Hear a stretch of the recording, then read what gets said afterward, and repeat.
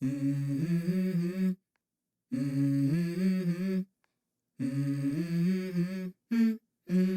go. I wake up to a little bit of drool on my pillow, feel like it's gonna be a bad day. Yeah, I'm tired of shit, and the coffee ain't hit yet, damn, ain't that great. I don't wanna go to work, cause my boss is a jerk, and I'm not even that paid. I need a change in my life, cause I don't feel alive, and there's nothing that makes me happy. Hold my beer for a minute, I'm about to quit my job, cash in for a ticket. I'm going on a trip and I don't plan to visit. I'm gonna stay there till I feel like I'm winning, and this is just the beginning. I need a big change, help me feel like living. I need a big swing, home runs I'm hitting, and I'll never look back, moving on till I get it all.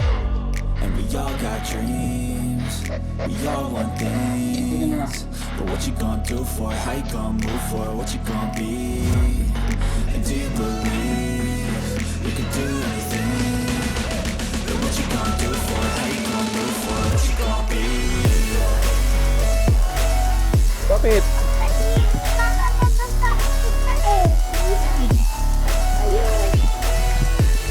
Yun. Yun lang pa. Kulit pa. Tayo ng 2 years na to. Hindi na high-wash. Yan yung stainless steel. Natin yung iba namatay na eh. Yung mga hindi nag-survive. And this is my game to play, to claim a brand new name. And I ain't gonna lie to you, I'm a bit nervous that I might screw everything up that I've ever done. Nakikita niyo yung form ng kanyang entrance, yung flight tube niya parang medyo parang papakita na malakas talaga siya, pero hindi natin ito alam kung ano dahil humina siya, kaya nagsasara sila ng flight tube. Yun yung mga sign na ang isang colony ay humihina or nagkakaroon ng problema. Ibig sabihin yan, may problema ang colony. It's either walang queen, babawi pa yan, depende. Makita mo pag malakas ang isang colony pag nakaganto siya. Yan, grabe yung mga go-to sa labas yan. So ngayon, nakagargas ako nung nag-open ako ng kanyang box, tapos yung honey nakapalibod sa brood, yung kanyang honey anuwa ko pa rin kasi para lang 2 years na to halos yung mga colony ko. Meron pa dun sa kabila, meron pa dun sa taas. 2 years na halos na hindi na-harvest. Kaya ngayon saktong panahon, month ng April, ngayon ay talagang sakto. Kasi ang honey ng stingless, kahit sabihin natin maasim yan, sa maling season lang na-harvest yung panahon ng tagulan. Pero ngayon, panahon ng na dire-diretsong init, matamis ang honey nito. Talagang sobrang tamis. Ito yung tamang season para i-harvest sila. So yun na lang, kumukuha tayo ng lagayan. Tapos may isa pang mga wild dito na colony, yung mababait siya, hindi siya biroy. Ito kasi ang tawag nila Tetragonula biroy, isa sa mga species ng stingless bee na aggressive. Yung isa meron doon hindi aggressive, sa bato siya nakatira sa mga ganyan, no? Pupunta natin mamaya, tapos i-harvest natin. Pero doon yung susunod na vlog ko, papakita ko mamaya paano ko siya bubungkalin. Although madali ang proseso yun, dapat kasi ang proseso ni yung tawag yun, yung nakalimutan ko, basta ilalagay lang siya sa box, papalipatin. Ito kasi ay nakabox na, yun tatanggalin ko, pero sa ibang vlog ko yun, abangan yun. Ito ngayon, harvest lang ako ngayon. Suot mo na yung ano mo. Ikaw kayo suotin. Ako na nga magsuot. Yan, pasok ka dali, pasok mo ang kabay mo. Pasok mo. Yan, sige, hindi, wag mo ilabas yan lang, pasok ko lang yan. Yan, tingin nga. Hi guys. Hi guys. Ano gagawin natin? Ha? Mapasok. Harvest tayo. Okay na yan. Ganyan lang yan. Para hindi ka makagat. Kasi sa akin maluwag kasi malaki ako eh. O, sama ka na. Dali mo na yung sprayer mo. Yun, mag-harvest kami ng honey. Ang style namin. Halika dito ate. Si Sela. Kaya yan. Halika dali. Yan, may smoker kami para nawala yung takip kasi, para pang ano lang, pacify sa kanila, medyo hindi sila maging, medyo lumayo sila. Ang style, kasi nga aggressive sila, pag dito siya in-harvest, medyo dyan pa rin sila babalik, kaya makukuyog tayo. Kaya ang gagawin natin, uusukan, papalabasin natin yung mga bees, tapos dadalhin natin yung box dito natin siya i-extract, dito natin siya pipigain. Ayun, dito ka na ate. Halika, dito natin dadalhin yung ano. Doon ka tayo, doon, oh. Bakit? Kasi para hindi ka makagat ng mga bubuyog. Kasi nangangagat sila, hindi sila sting.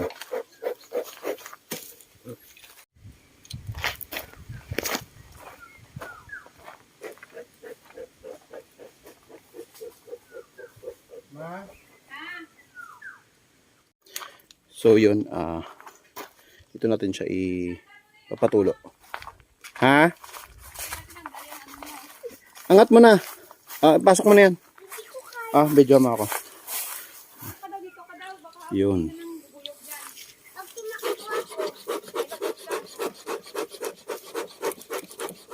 Yan, pausukan natin silang pausukan para umalis sila.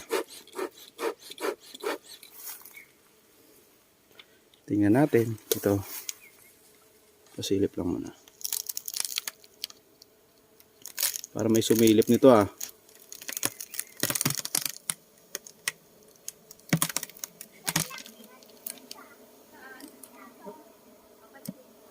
May honey siya pero yun nga. Yung brood. Naglalabasan, iba may pollen. Check na natin lahat para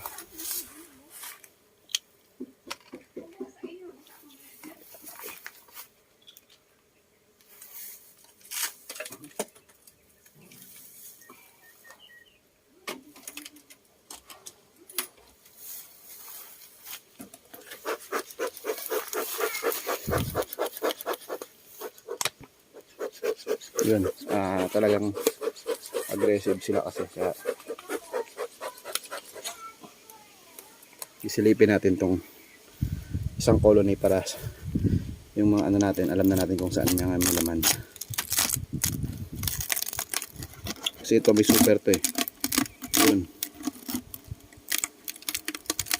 tawag ito honey super, yung pangatlong layer nya may divider siya pero walang honey yung isa. Yun ang problema din, hindi naman lahat ng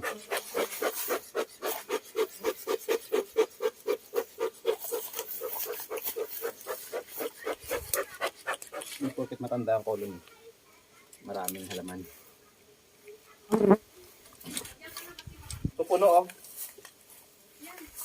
ito puno.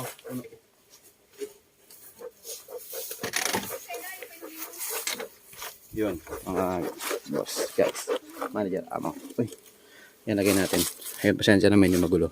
Pero ayan, honey lahat yan. Yun. Masasabi nating honey lahat yan. Guys, honey. And almost 80 to 90% honey.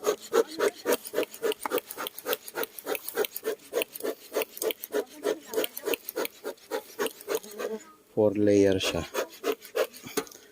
Tignan pa natin.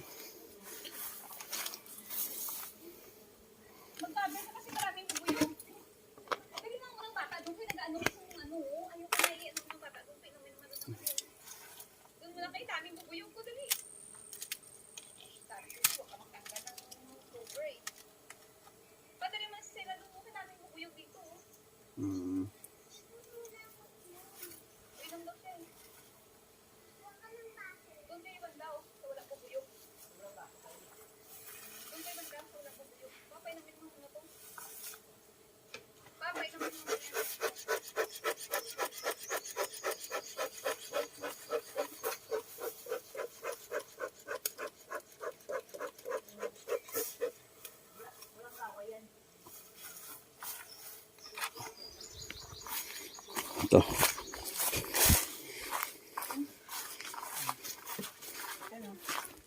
Sige mo, ilagay mo sa baba. Dito ka sa baba, sa taas. Yan. Huwag ka mo nga, camera, tutok mo nga sa akin. Ikot mo.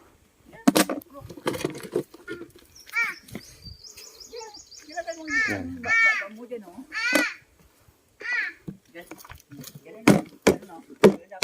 Akin na yung kutsara. Yan ka sa kabila. Ito grabe naman yung camera na yan.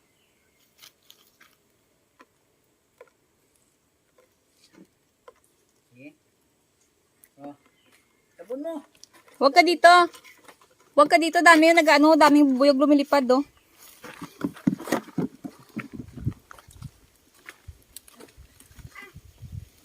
Patabunan mo muna siya pa kay daming bubuyog, oh. O, tikman mo yung ganito, summer. Tamis, di ba? Diba? Tamis-tamis. Diba? Ay, maniwala eh. Ay, grabe. Super tamis. Bigyan mo ako. Doon ka malayo. Palayo ka. Daming bubuyog. Doon pa sa likod sa may ano pong, sa may mga itikan. Dami pa mga laman. Siguro. Opo, mamaya po. Bigyan kita. Mamaya. Kasi nag-aasikaso pa ako. Baka makagatay ng bubuyog. Daming naghahabol na ano. Hindi para na ano, bubuyog. Oh. May brood pa kasi. Huwag ka mag-ati kaso. Alaglag lang. Sa akin na yung ano Ayaw mo kasi ng screen doon eh. May screen. Okay lang, may na screen. Yung mga trabaho. battle ko. Po. Yung battle. Yung. Ito. Battle. Itong spray mo. Oh, bigay mo kay lolo mo. Oh. Hingi ka ng tubig. Palayo ka dito. Alis ka dito. Kadaming bubuyog. Lolo, lagay yung tubig. Maliit kasi yung color nito eh. Meron pa dun. Baka na doon yung ano. Kasi wala pa tayo kutsara eh. Yung Gusto ano. mo biskwit? Yes. Lola! Kuhaan mo nga muna sa mga biskwit doon sa sasakyan. Sa bag na stripe na maliit sa car. Yung kay daddy mo susi. Kunin mo kay Ibong. Bo, dami oh.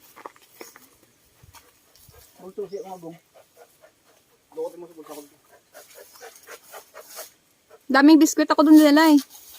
Sige na. Ate, ano? Ate, takbo! Aray! Nakagat niya ako. Huwag mo na, patay mo na yung camera. Patay mo sabi camera eh. Bakit? So yun, grabe. Sakit nila mga gat. Ito yung nakuha ko, konti lang. Pero meron pa tayo doon sa dulo. Ito tayo doon, ubusin natin lahat ng honey. Maliit talaga mag-produce ng honey itong stingless.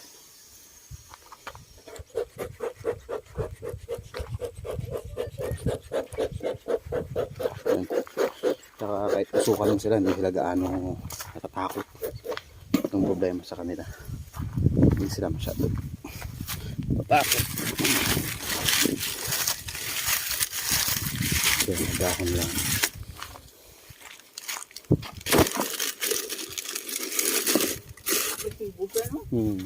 Pagtanghali kasi ganun sa katapang.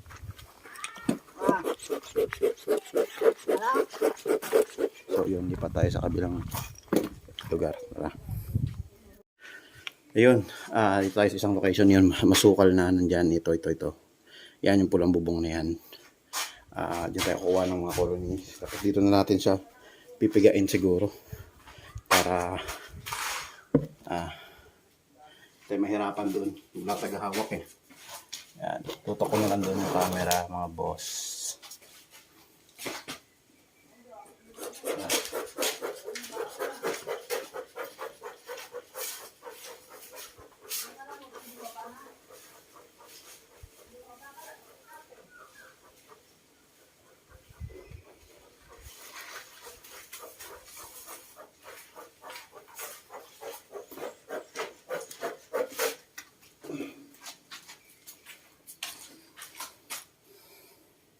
Ouch.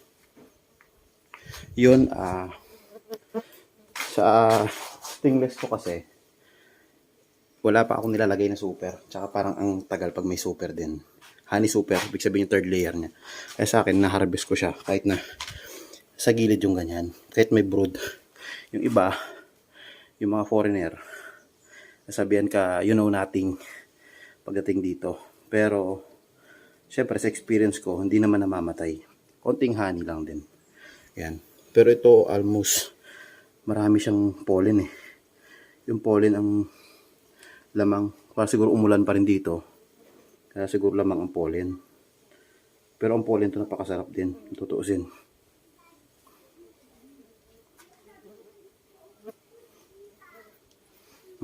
Sarap. Pipigayin ko sa konti. Malalakas naman colony dyan eh.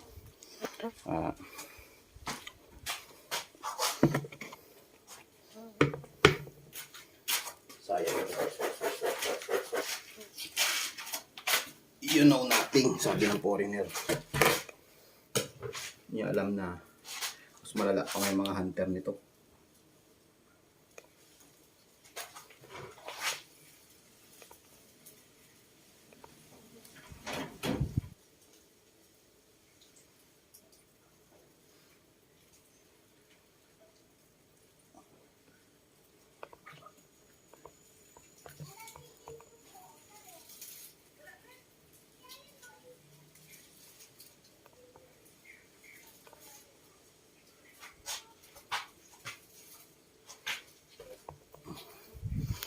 Yun,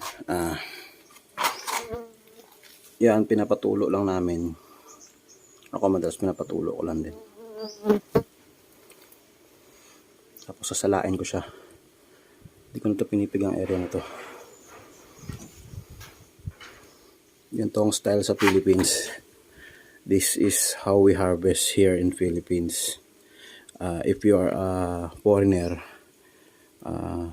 don't say bad words or something to us, because we have different species and style how to harvest stingless bees.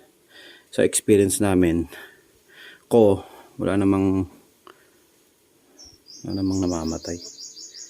Iba ang dahilan minsan kung bakit sila minsan nga di na-harvestan, nangihina eh.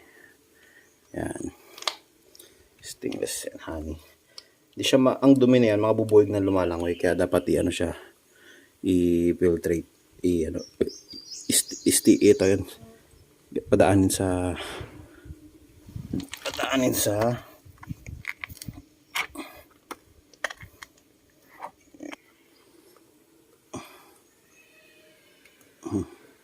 kadiri tingnan no? Hindi ka sanay at di mo alam kung klase ng bubuyog.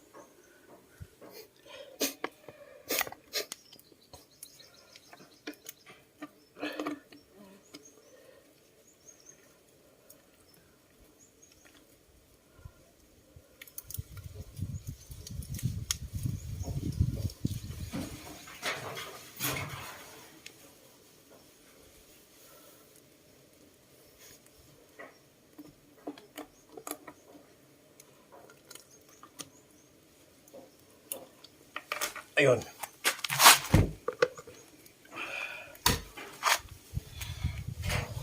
Yun. Marami pa. Shortcut ko na lang mamaya. Ipapakita ko kung gaano ka-harvest. Kadami ang ma-harvest namin mamaya doon. Tapos bibidyoan ko rin yung nasa wild doon, sa semento. Papakita ko sa inyo. Tapos mas masarap honey nun, alam ko. Mas matamis. Pero ito matamis din. Pero may halo lang kasi pollen eh. May season talaga na walang pollen halos. Baka siguro umulan pa dito. Ganun. Yun. Or summer pala talaga. Maraming pollen. Pero depende sa colony. Marami pa doon. Mapapakita ko kung gaano ka dami. Ito halos 3 colony na to. Pero ganito lang ka konti. 4. Konti talaga sila. Minsan may colony na kaya niyang punuin to. Hindi. 2 colony kaya niyang punuin. Pero sige yun muna. Ayun mga boss. Yun sabi ko. Isa sa mga ito. Yan. Puro honey lang siya. Kaya may mga colony talaga na honey lang. Konti ang pollen. Ang pollen niya nasa taas. Ito almost honey lang. Magkakasama. Alas walang pollen. Yan. Mga marami. Sige. Papakita ko sa inyo rin pag-extract. Tumulo siya. Ang bigat siya guys. Dito lang sa taas siguro. Patuluin ko muna siya. Yun. Makita niya lang paano tumulo.